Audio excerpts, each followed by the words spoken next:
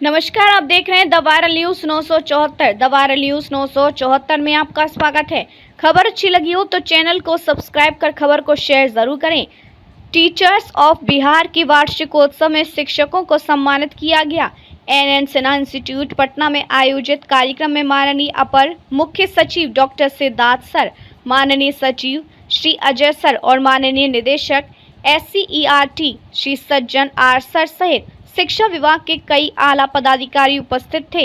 इस अवसर पर शिक्षा के क्षेत्र में उत्कृष्ट योगदान के लिए कई शिक्षकों को सम्मानित किया गया। सम्मानित शिक्षक प्राथमिक विद्यालय किशोरी मुखिया टोला के प्रधानाध्यापक रंजय कुमार राजन, कन्या मध्य विद्यालय नरपतगंज की शिक्षिका अर्चना कुमारी, मध्य विद्यालय नौनिया टोला चकला के शिक्षक धीरज कुमार, प्राथमिक विद्यालय महेश पट्टी की शिक्षिका माला कुमारी। इन शिक्षकों को मोमेंटो और प्रशस्ति पत्र से सम्मानित किया गया। प्रेरणा का स्रोत श्री S सिद्धार्थ सर का संदेश।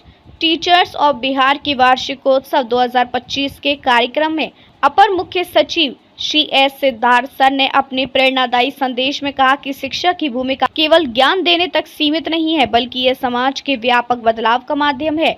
उन्होंने कहा कि शिक्षक न केवल बच्चों के भविष्य को आकार देते हैं, बल्कि पूरे समाज की दिशा निर्धारित करने में उनकी भूमिका सबसे अहम होती है। श्री सिद्धार्थ सर ने शिक्षकों को अपने कार्य को मिशन के रूप में अपनाने का संदेश दिया और कहा कि टीचर्स ऑफ बिहार जैसे मंच शिक्षकों को एकजुट कर रहे हैं और उन्हें सशक्त बनाकर शिक्षा में क्रांति ला रहे हैं।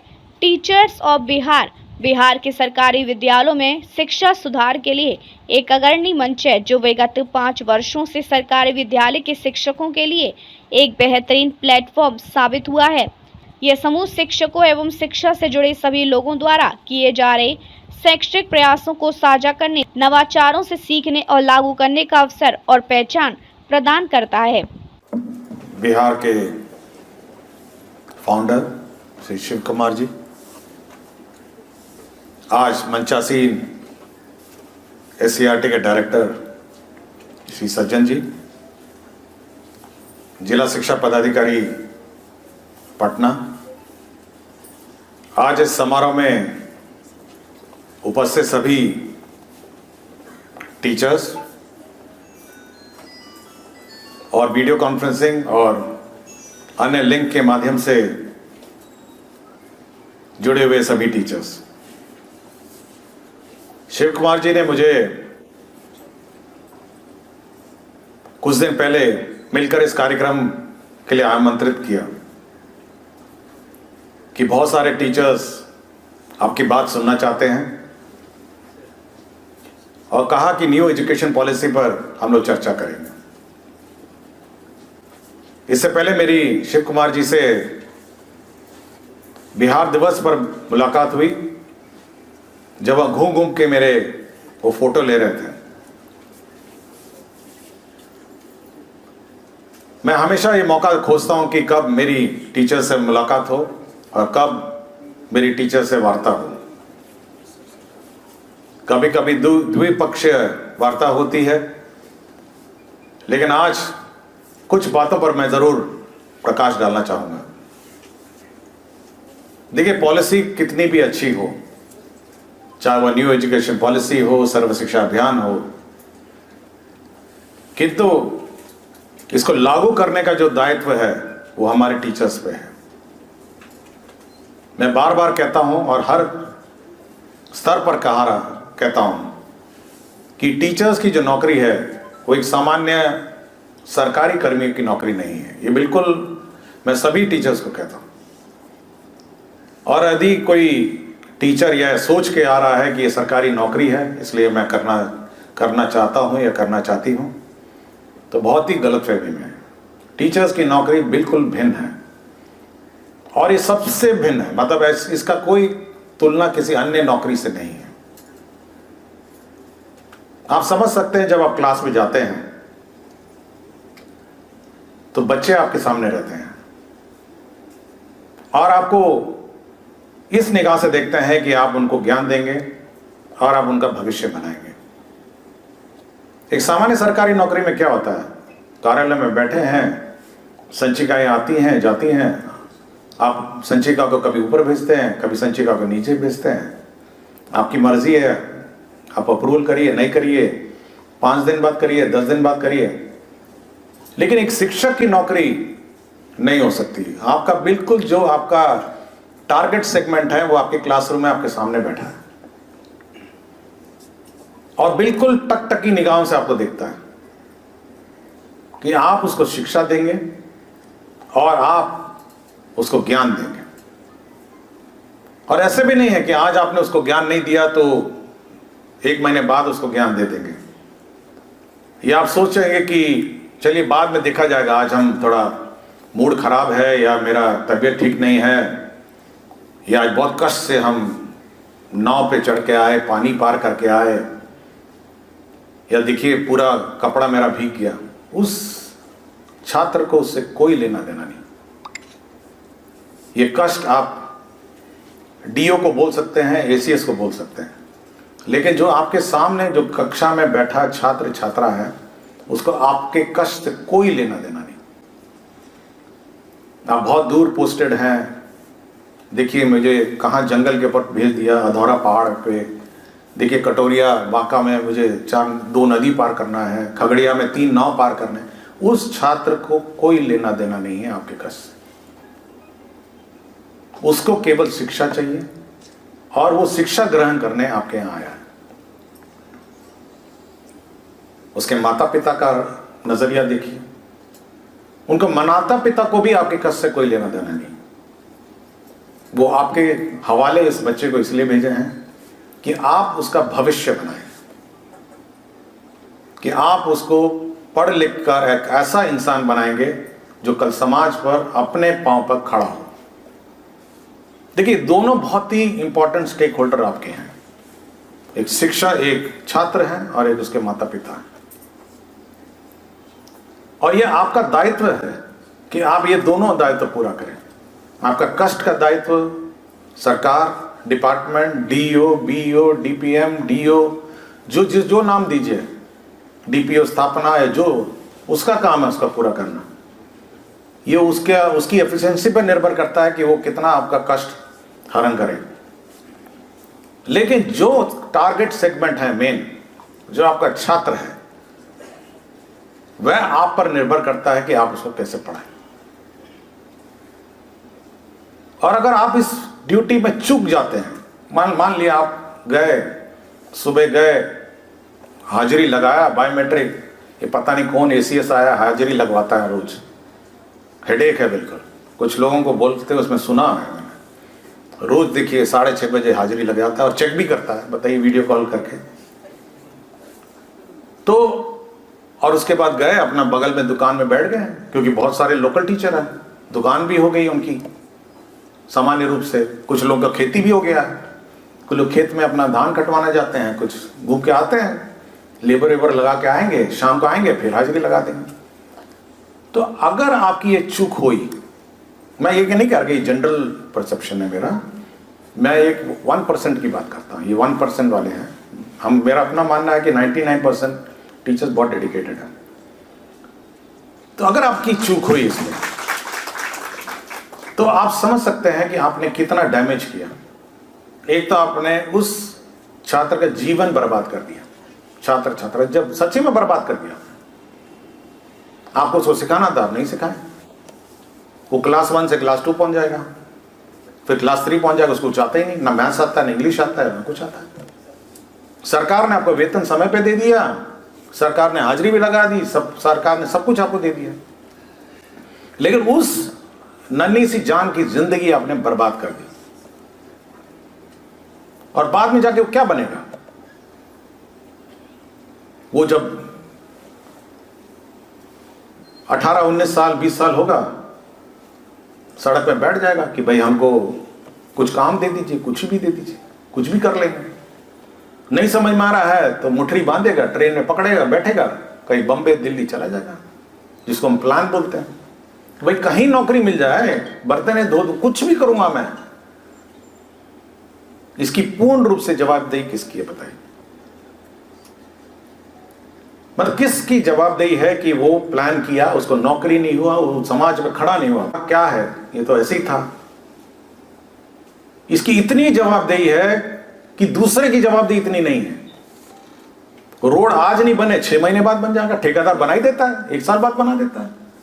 पुल है 1 साल नहीं 2 साल में बन जाएगा। लेकिन क्या छात्र जो उस क्लास में है, अगर आज शिक्षा उसने ग्रहण नहीं किया, क्या वो अगला साल कर लेगा? ये नहीं कर पाएगा।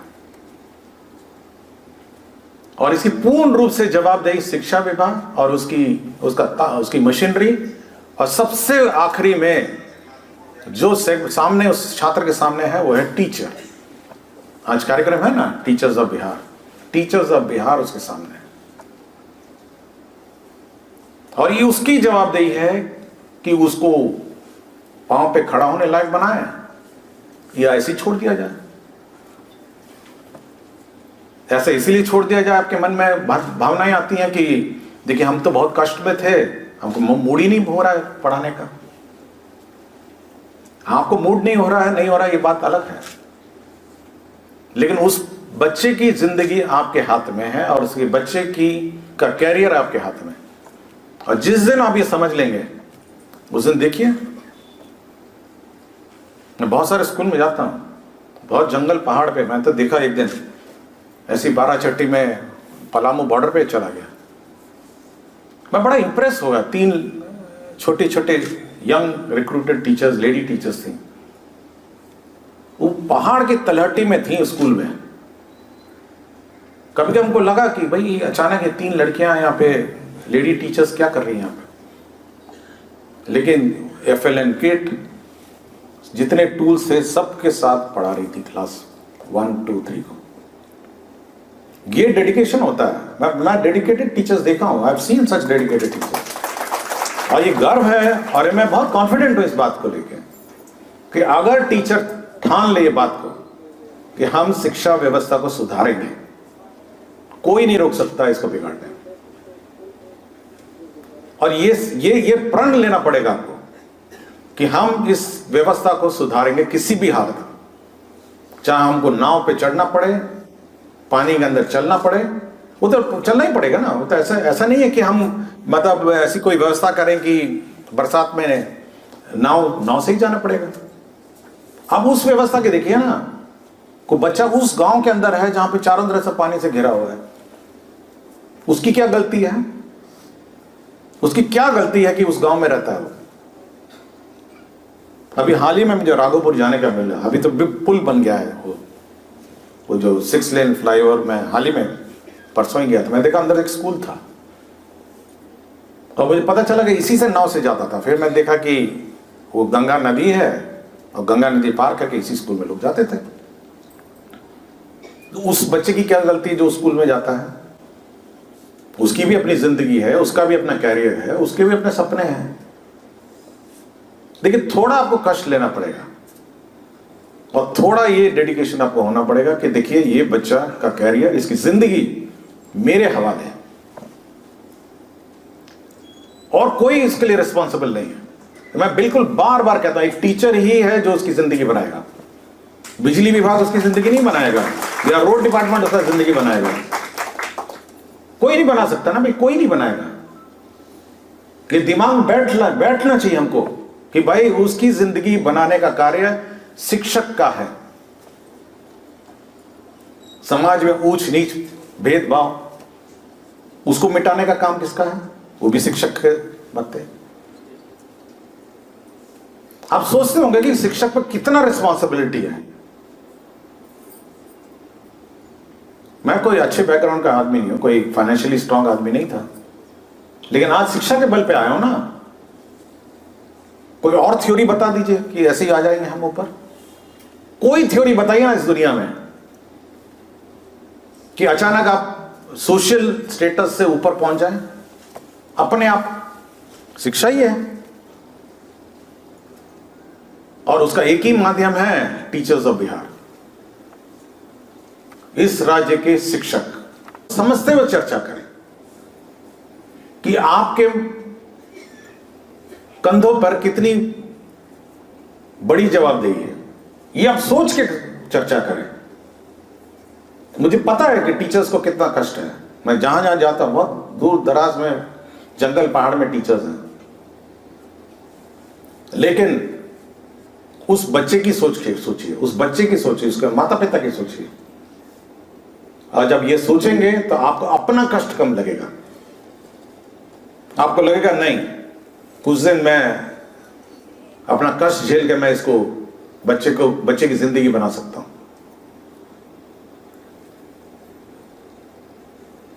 मैं इसीलिए मैं ये बात आपसे कहने आज आया हूं कि भाई आपको अपनी रिस्पॉन्सिबिलिटी समझनी होगी और ये जवाबदेही आपको लेनी होगी। हम लोग हैं, बिहार सरकार डिपार्टमेंट है, हम लोग हैं, हम लोग जहां तक पॉसिबल है आपका कष्ट दूर करेंगे, आपका सहयोग करेंगे, लेकिन उसकी भी सीमाएं हैं।